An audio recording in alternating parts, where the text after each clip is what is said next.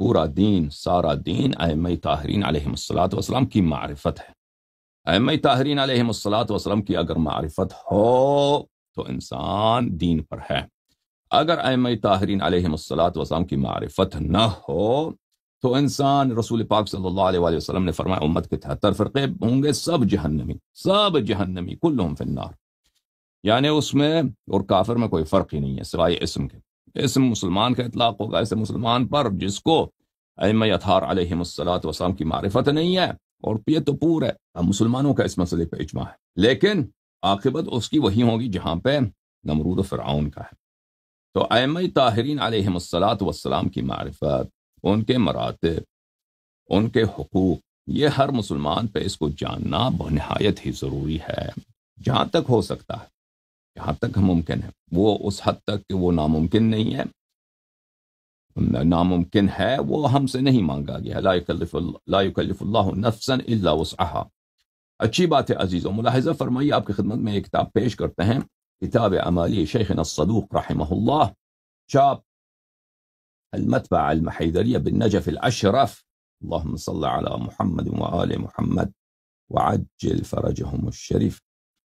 اس کتاب میں ملاحظہ فرمائیے، شیخ صدوق کی کتاب کافی مشہور ہے الاعمالی، یہاں پر آپ کی خدمت میں آپ کو لے کے چلتے ہیں صفحہ نمبر 261 میں، یہاں پر اس حدیث کو ملاحظہ فرمائیے، حدیث نمبر 8 میں، بلے ہمارے آقا ہمارے مولا حضرت امام حسن عسکری علیہ الصلوۃ والسلام روایت کرتے ہیں اپنے والد گرامی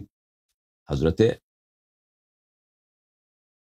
امام ہادی علیہ الصلوۃ والسلام سے، وہ روایت کرتے ہیں اپنے والد گرامی حضرت امام جواد علیہ الصلوۃ والسلام سے، وہ اپنے جد سے، امام جواد علیہ الصلوۃ والسلام کے جد ہیں حضرت امام کاظم علیہ الصلوۃ والسلام، حضرت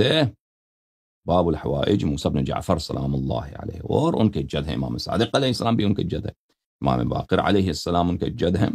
اچھا، روایت کرتے ہیں وہ ان سے، پھر وہ روایت کرتے ہیں رسول اللہ صلی اللہ علیہ وآلہ وسلم سے کہ رسالت پناہ صلی اللہ علیہ وآلہ وسلم نے اپنے بھائی امیر المؤمنین علیہ الصلوۃ والسلام سے اس طرح خطاب فرمایا، یا علی لا يحبك الا من طابت ولادته ولا يبغضك الا من خبثت ولادته۔ میرے عزیزوں، اصل چیز جو آپ کو تک پہنچانی ہے وہ کلام اہل بیت علیہم الصلوۃ والسلام ہے۔ لوگوں کے خیالات، لوگوں کے آراء، نظریات، علماء جو اپنے آپ سے بیان کرتے ہیں، ان کی کوئی اہمیت نہیں ہوتی ان باتوں کی، کہ اگر ابھی میں آپ کے سامنے نقطے پیش کروں، اوپر نیچے ایسی باتیں پیش کروں، ان چیزوں کی کوئی اہمیت نہیں ہوتی۔ آپ کے سامنے پیش کرنا ہے کون سی بات؟ آپ کے موالی، آپ کے سادات، آپ کے آقاؤں کے کلام آپ تک پہنچانا۔ فرمایا کہ یا علی سلام من اللہ علیہ، تجھ سے محبت نہیں کرتا مگر وہ جس کی ولادت طیب ہو، اور تجھ سے بغض نہیں رکھتا مگر وہ جس کی ولادت خبیث ہو، گندا ہو، ناپاک ہو۔ ولا یوالیک الا مؤمن، تیرا جان فدا نہیں ہے، تجھ پہ صدقے نہیں جاتا، تجھ سے محبت نہیں کرتا، تیرا مطیع نہیں ہے، سوائے اس کے جو مؤمن ہے، جس کے دل میں نوری ایمان ہے۔ ولا یعادیک الا کافر، اور جو آپ سے دشمنی کرتا ہے وہ حتماً کافر ہوتا ہے، کافر کے علاوہ کوئی آپ سے دشمنی نہیں کرتا۔ فقام الیہ عبداللہ بن مسعود کھڑے ہو گئے رضی اللہ عنہ، یا رسول اللہ صلی اللہ علیہ وآلہ وسلم، قد عرفنا علامة خبیث الولادة والکافر فی حیاتک ببغض علی وعداوته سلام الله عليه، فما علامة خبيث الولاد والكافر بعدك إذا أظهر الإسلام بلسانه وأخفى مكنون سريرته۔ یا رسول اللہ صلی اللہ علیہ وآلہ وسلم، آپ نے اپنے آپ کے حیات میں، ہم سمجھ گئے کیا طیب الولادہ اور خبیث الولادہ کی علامت کیا ہے، لیکن آپ جب دنیا سے چلے جائیں، جب لوگ اسلام اپنے زبان سے اسلام کا ادعا کریں گے اور اپنے باطن میں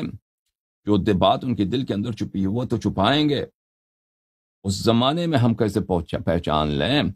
کہ طیب الولادہ کون ہے، خبیث الولادہ کون ہے، مسلمان کون ہے، مومن کون ہے، کافر کون ہے، منافق کون ہے، کس طرح پہچان لیں؟ فرمایا رسول اللہ صلی اللہ علیہ وآلہ وسلم، یا ابن مسعود، اے مسعود کے فرزند، علی بن ابی طالب علیہ السلام امامکم بعدی وخلیفتی علیکم، امیر المؤمنین علی ابن ابی طالب علیہ الصلاۃ والسلام آپ کا امام ہے میرے بعد، اور آپ پر، میری امت پر میرا جانشین ہے۔ فَإِذَا مَضَى فَابْنِ الْحَسَنُ علیہ السلام امامکم بعدہ وخلیفتی علیکم، اور وہ جب دنیا سے چلے جائیں تو میرا فرزند امام حسن مجتبی علیہ السلام آپ کا امام ہے ان کے بعد، اور میرا خلیفہ ہے، میرا جانشین ہے تم پر ان کے بعد۔ فَإِذَا مَضَى، جب وہ دنیا سے چلے جائیں، فَابْنِ الْحُسَيْنُ علیہ السلام امامکم بعدہ وخلیفتی علیکم، جب امام حسن مجتبی علیہ السلام دنیا سے چلے جائیں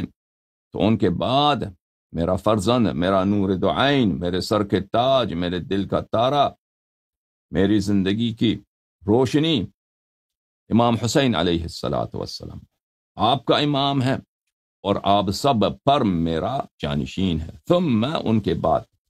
تسعۃ من ولد الحسین واحد بعد واحد، ان کے بعد 9 امام آئیں گے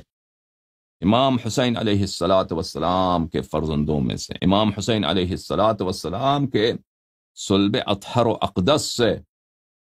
ایک کے بعد دوسرا، ایک کے بعد دوسرا، دوسرے کے بعد تیسرا۔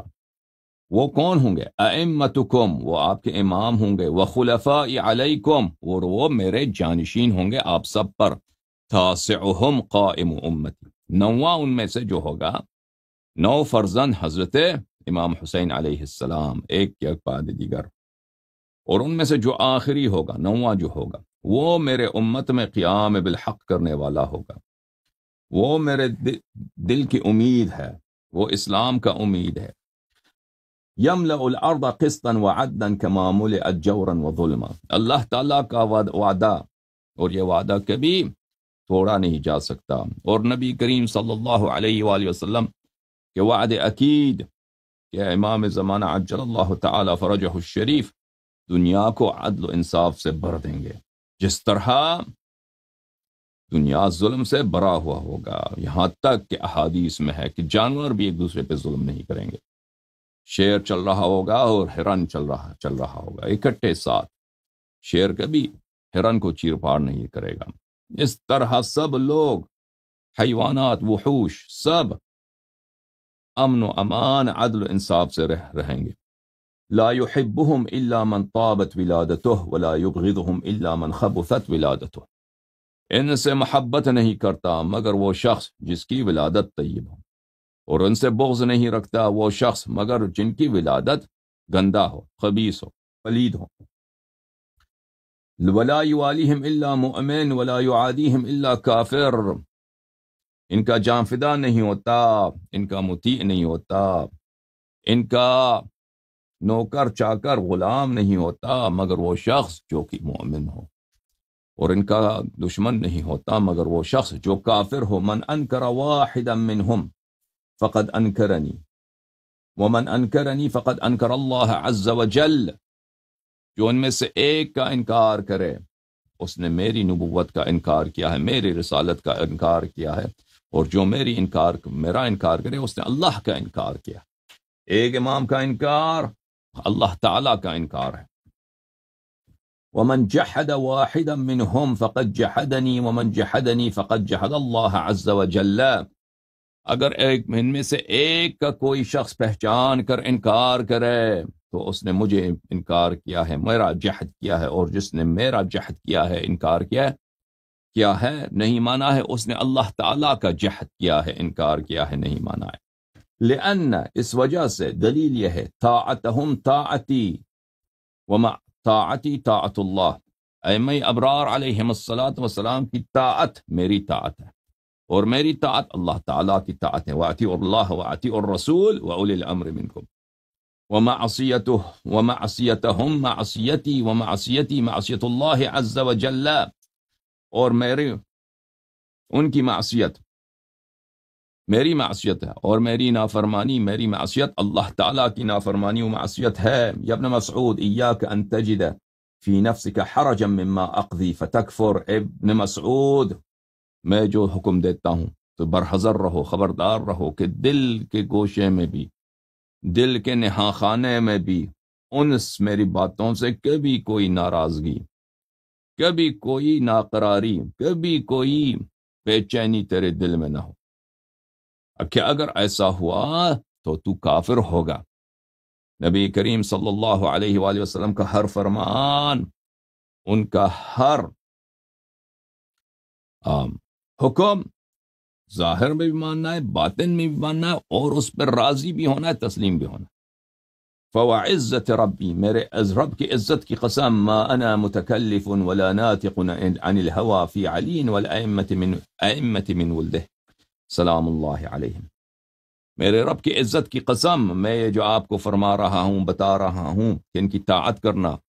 اور ان کی جو طاعت کرے گا، محبت کرے گا، ان کی جو نصرت کرے گا، وہ حلال زادہ ہوگا، مسلمان مومن ہوگا.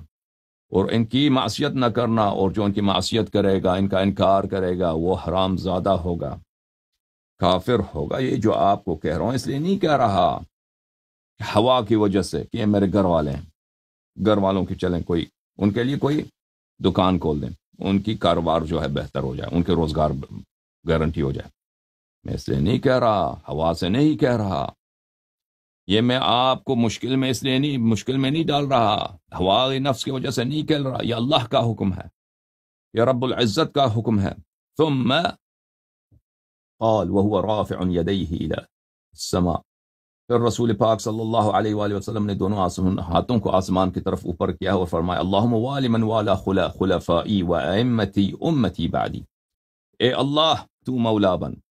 وہ شخص کا جو میرے ائمہ طاہرین علیہم السلام اور میرے خلفاء کو اپنا مولا سمجھتا ہے.